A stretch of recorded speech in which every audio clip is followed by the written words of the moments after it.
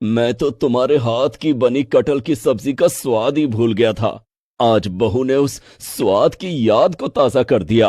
सीढ़ी पर खड़ी अलका ये सब देख रही थी। उस गरीब को क्या लगता है कि एक दिन वो कटहल की सब्जी बनाकर सबको खिला देगी तो लोग उसके दीवाने हो जाएंगे। कल मैं ऐसा खाना बनाऊंगी कि सब उंगलियां चाटते रह जाएंगे।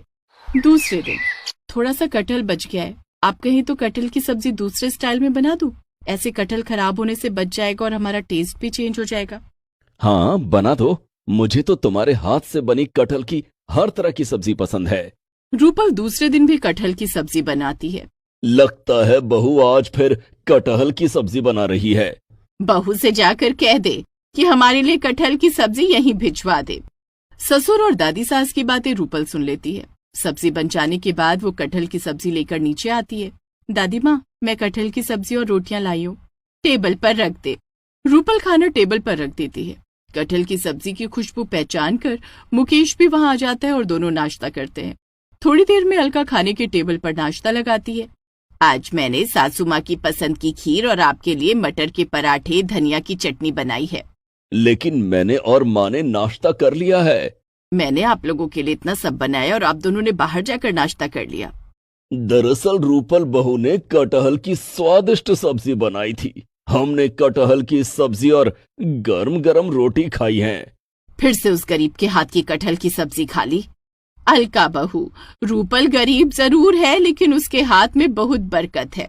वो खाना बहुत अच्छा बनाती है। जो लड़की खाना अच्छा बनाती है वो घर परिवार में सौभाग्य लेकर आती है। इधर रूपल और अभय कटहल की सब्जी और रोटी का आनंद उठा रहे थे। नाश्ता करने के बाद रूपल कपड़े सुखाने छत पर जाती है तो देखती है कि बगल वाली छत, जो कि घर से बिल्कुल सटी हुई थी, वहाँ एक महिला चाकू से कटहल काटने की कोशिश। आंटी जी, कटहल चाकू से नहीं काटे जाते। तभी मैं कहूँ कि ये ठीक से कट क्यों नहीं रहे।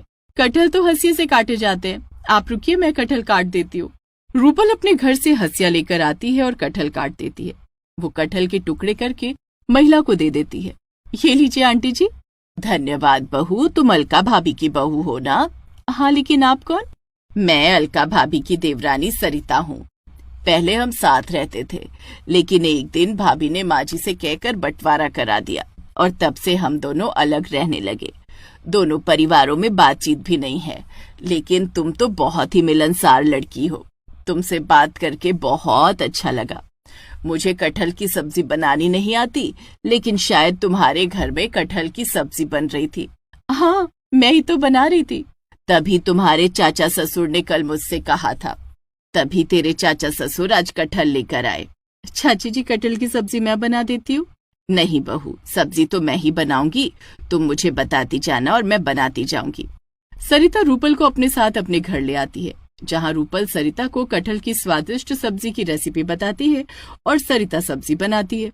सब्जी खाकर रूपल के चाचा ससुर कहते हैं, भैया भाभी कितने लकी हैं कि उन्हें रूपल जैसी बहू मिली है। ये तो रूपल का कमाल है। रूपल ने जैसे जैसे बताया मैं वैसे वैसे बनाती गई। चाचा जी, सासू माँ ऐसा नहीं मानती। मेरे गरीब होने के कारण उन्होंने हमें अलग कर दिया है। ये तो बहुत गलत हुआ। खैर, ये सब छोड़ो। आज तुम पहली बार हमारे घर आई हो और तुम्हारी देखरेख में सरिता ने कटहल की इतनी स्वादिष्ट सब्जी बनाई है। तुम्हारी मुंह दिखाई तो बनती है। रितेश रूपल को एक सोने की चेन देता है। चाचा जी, मैं इस चेन को आप लोगों का आशीर्वाद समझकर संभाल कर रखूंगी। माँ जी ने तो आते ही मुझे खुद से अलग कर दिया।